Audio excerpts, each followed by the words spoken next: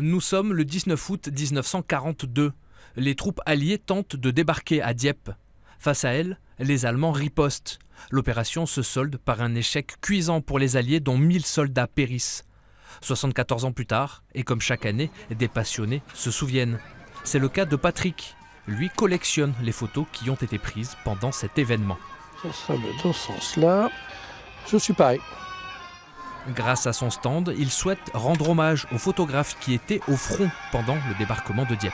Tout au début, ils allaient sur le champ de guerre, ils n'étaient pas armés. Donc ce qui se passait, c'est que quand ils allaient prendre des photos sur le front, s'ils avaient un de leurs copains qui était décédé, ils prenaient son arme pour pouvoir se défendre aussi. Parce qu'ils se faisaient tirer comme des lapins, c'est le cas de le dire.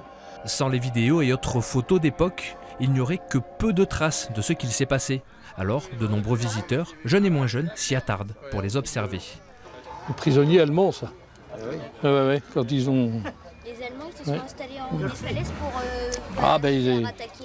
Ils étaient bien placés. Oh là là. C'est une chose qu'il ne faut jamais oublier. Ces personnes ont donné leur vie. Ils ne vivaient pas en Europe. Ils sont venus de loin. Ils étaient très jeunes. Ils se sont sacrifiés pour libérer l'Europe. C'est vrai, c'est important de se souvenir de ces hommes qui sont tombés ici. C'est un devoir de mémoire. Il y avait des milliers de soldats qui essayaient de tout faire pour protéger le pays et puis d'autres qui essayaient de tout faire pour l'attaquer. Le camp reconstitué sera exposé jusqu'à dimanche sur les pelouses du front de mer.